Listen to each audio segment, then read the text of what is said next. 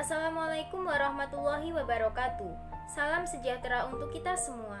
Sebelumnya, saya Siti Maratul Eva dari Fakultas Ilmu Tarbiyah dan Keguruan Prodi PGMI ingin menyampaikan hasil resuman 2 materi. Yang pertama, materi wawasan bidang akademik, dan yang kedua, wawasan bidang kemahasiswaan. Oke, lanjut ke video berikutnya. Yang pertama, saya akan menyampaikan wawasan bidang akademik yang disampaikan oleh Ibu Wakil Rektor Profesor Dr. Umi MAG. Ada 8.430 siswa yang berminat di UIN Malang, namun hanya 3.751 siswa yang diterima melalui 5 jalur penerimaan mahasiswa baru. Yang pertama, ada SNMPTN, SBMPTN, UMPTKIN, SPAN-PTKIN, Mandiri Tulis, dan yang terakhir Mandiri Prestasi. UIN Maulana Malik Ibrahim memiliki 7 fakultas. Yang pertama, fakultas tertua, yaitu Fakultas Ilmu Tarbiyah dan Keguruan. Yang kedua, Fakultas Syariah. Yang ketiga, Fakultas Psikologi.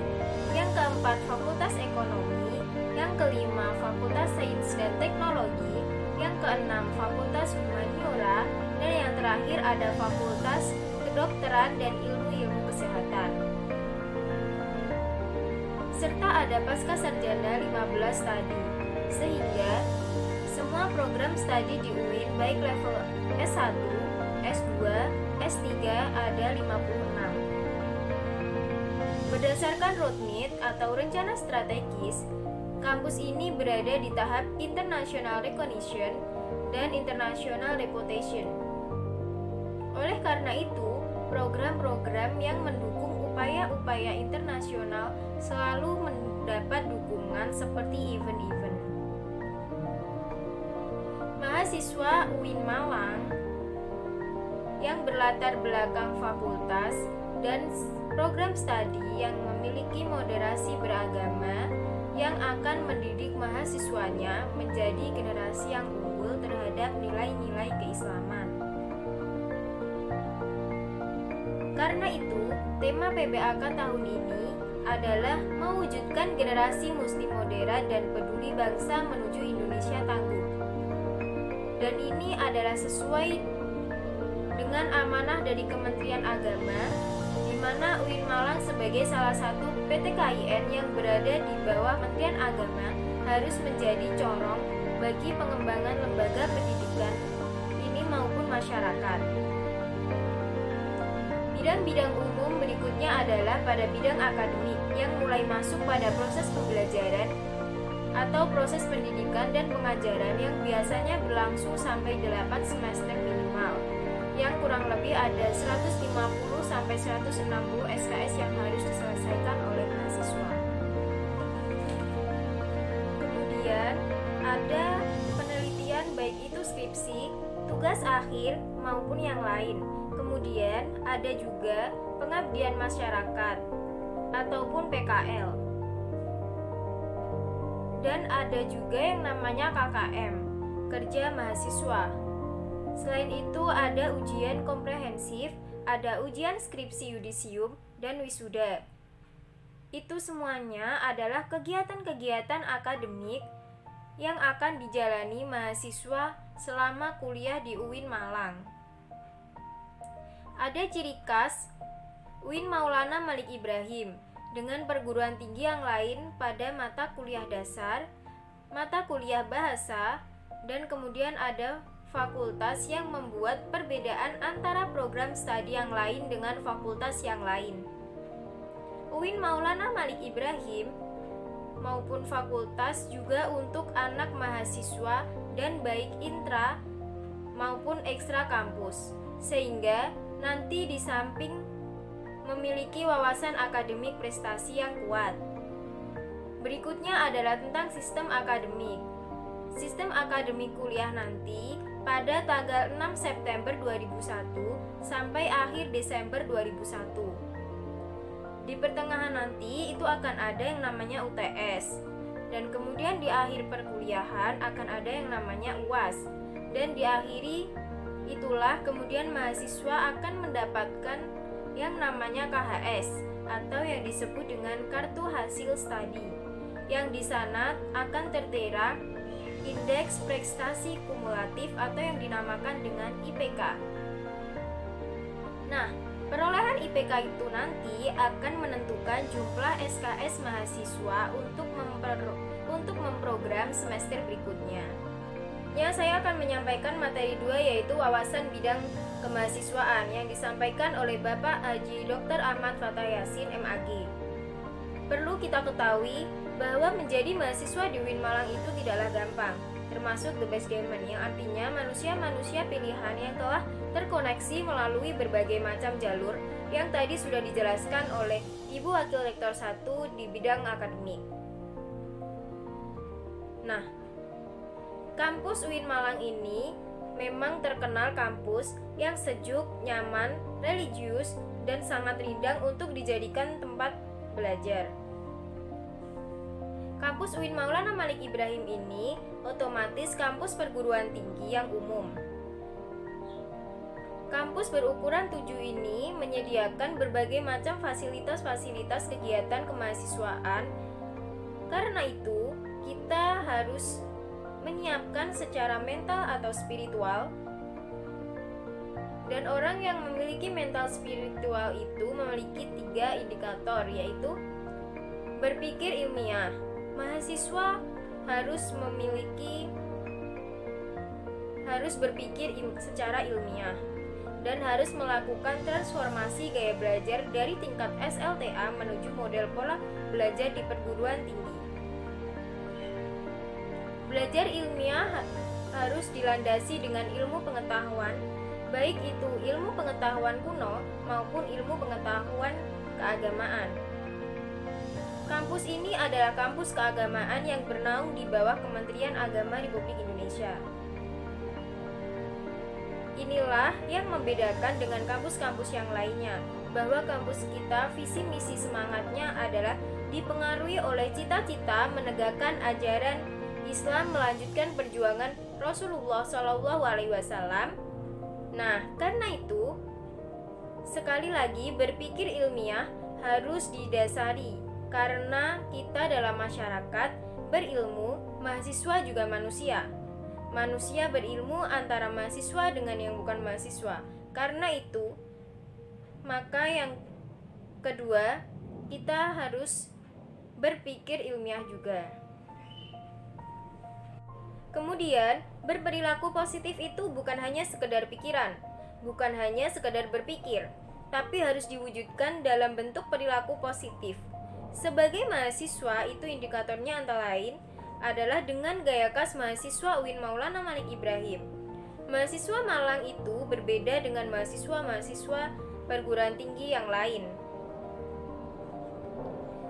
Bapak Wakil Rektor 3 Ahmad Fathah sudah berkonfirmasi kepada Bapak Ibu melalui virtual, dan beliau menyarankan kepada Bapak Ibu kita agar anak-anaknya berperilaku positif dengan indikator bicara sopan dan berpenampilan sopan, supaya kita nantinya akan kelihatan sesuai dengan perilaku mahasiswa UIN Maulana Malik Ibrahim. Oke, saya akan melanjutkan penyampaian hasil resum 4 materi saya. Yang pertama, materi 1 DEMA, materi 2 SEMA, materi 3 UKM, dan materi 4 moderasi beragama. Oke, lanjut ke video berikutnya. Saya akan menyampaikan materi yang pertama dari hasil 4 resuman dari saya tadi. Yang pertama ada materi DEMA. DEMA merupakan organisasi intrakampus yang merupakan lembaga eksekutif mahasiswa di lingkungan mahasiswa maupun di level universitas. DEMA ini ada beberapa lingkungan yang terdiri dari lingkungan universitas dan lingkungan fakultas. Dan DEMA memiliki tugas yang pertama, melaksanakan program kerja organisasi yang sudah disiapkan oleh SEMA. Yang kedua, mengkomunikasikan dan menginformasikan kegiatan kemahasiswaan di tingkat universitas. Yang kedua, melaksanakan kegiatan kemahasiswaan. Yang keempat, menciptakan program-program kerja sebagai media kemahasiswaan. Kemudian saya akan menyampaikan materi yang kedua, yaitu SEMA. SEMA adalah organisasi mahasiswa UIN Malang yang berperan sebagai lembaga legislatif yang mengkoordinasi DEMA, UKM, dan HMJ. Visi dari SEMA yaitu terwujudnya Senat Mahasiswa Universitas sebagai lembaga legislatif transformatif, kolaboratif, progresif, berdasarkan asas kebersamaan dan kekeluargaan serta menjunjung tinggi profesionalitas. Fungsi SEMA ada 4. Yang pertama, advokasi. Yang kedua, legislasi. Yang ketiga, pengawasan. Yang keempat, penganggaran. Kemudian tugas SEMA yaitu mengawasi dan mengontrol DEMA, memberikan persetujuan setiap kegiatan yang akan dilakukan oleh DEMA, memberikan pengesahan setiap laporan pertanggungjawaban, memfasilitasi aspirasi mahasiswa UIN Malang, kemudian mengawasi tiap kebijakan dan keputusan yang diambil oleh DEMA, dan lain sebagainya. Wewenang SEMA membentuk undang-undang yang dibahas dengan presiden mahasiswa, kemudian menampung dan mempertimbangkan segala aspirasi mahasiswa. Kemudian ada memberikan mandat untuk pelaksanaan pemilwa dan lain sebagainya. Selanjutnya, saya akan menyampaikan materi yang ketiga, yaitu UKM. UKM di UIN Maulana Malik Ibrahim ini ada 15. Yang pertama, resimen mahasiswa. Resimen mahasiswa tujuannya untuk mengembangkan jiwa patriotisme, disiplin, dan kepemimpinan, serta pengabdian untuk memberikan rasa aman kepada masyarakat melalui latihan fisik. Nah, yang kedua ada UKM Pramuka. UKM Pramuka ini berbeda dengan pramuka waktu zaman masih SD, SMP, ataupun SMA. Sama halnya seperti pelajaran bahwa tiap jenjang akan berbeda-beda apa yang kita dapatkan. Visi dan misi dari pramuka. Yang pertama, visi menjadikan anggota Racana yang berpengetahuan luas, mandiri, berbudi pekerti, dan berpegang teguh pada kode kehormatan pramuka serta berlandaskan ulul albab. Kemudian misi dari pramuka ini ada yang pertama, meningkatkan kualitas pendidikan dan pelatihan. Yang kedua, membentuk karakter Racana yang berakhlakul karimah. Yang ketiga, mengamalkan nilai-nilai dalam kode kehidupan sehari-hari dan sebagainya. Kemudian yang ketiga ada UKM PMI. UKM PMI ini bertujuan untuk melatih dasar-dasar kesehatan untuk digunakan sebagai bentuk kepedulian pada sesama manusia, seperti prosedur P3K. Kemudian selanjutnya yang keempat ada UKM Paduan Suara Mahasiswa Gema Gita Bahana. Yang kelima UKM Mapalatul Sina. Yang keenam UKM Teater Komedi Kontemporer. Yang ketujuh UKM Seni Religius. Yang kedelapan UKM Olahraga. Yang kesembilan UKM Koperasi Mahasiswa Padang Bulan. Yang kesepuluh UKM Komunitas Musik Studio Taiga. Yang kesebelas UKM Taekwondo Indonesia. Yang ke-12 UKM Jepret Klub Fotografi. Yang ke-13 UKM Simfoni FM. Yang ke-14 UKM Lembaga Kajian Penelitian dan Pengembangan Mahasiswa. Dan yang terakhir UKM Unit Aktivitas Pers Mahasiswa Inovasi. Selanjutnya saya akan menyampaikan materi yang terakhir, yaitu materi yang keempat, moderasi beragama dalam bingkai NKRI. Variety of Attribution to Islam, 2 arus besar, Sani Islam dan Syi'i Islam. Sosiologi labeling, Islam atau Muslim liberal, sekuler, pragmatis, modernis, tradisionalitas, fundamentalitas, ekstremis, dan teroris. The most contemporary labels, moderate Islam, dan Islam Nusantara. What is the moderation in Islam? Definisi moderasi secara etimologis, wasatiyah berarti jalan tengah, posisi tengah, berkeadilan. Secara terminologis, pemahaman atau praktek keagamaan yang menjunjung tinggi kesetaraan, keberagaman, toleransi dengan berpijak pada prinsip tawazun antara rasio atau logika, teks serta konteks. Dasar teologis, Al-Quran Surat Al-Baqarah ayat 143. Beberapa hadis dalam Sahih Bukhari. Legal opinion of the jurists and Muslim scholars. Context of moderation in Indonesia. Kenapa moderasi relevan dan argen di Indonesia? Karakter Islam sebagai agama rahmatan lil alamin yang menjunjung tinggi keadaban dan harmoni inter dan antar pemeluk agama. Kemudian historitas Islam di Indonesia, karakter masyarakat Indonesia yang lekat dengan kesantunan, ideologi bangsa Pancasila dan moto Bhinneka Tunggal Ika.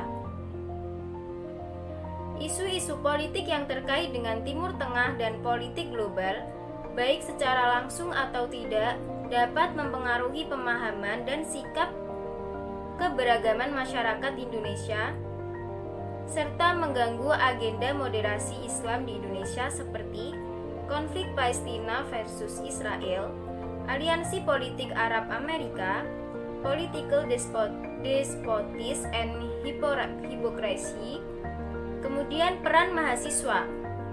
Yang pertama, mahasiswa harus memerankan diri sebagai agent of change dalam menguatkan dan mendesiminasi agenda moderasi.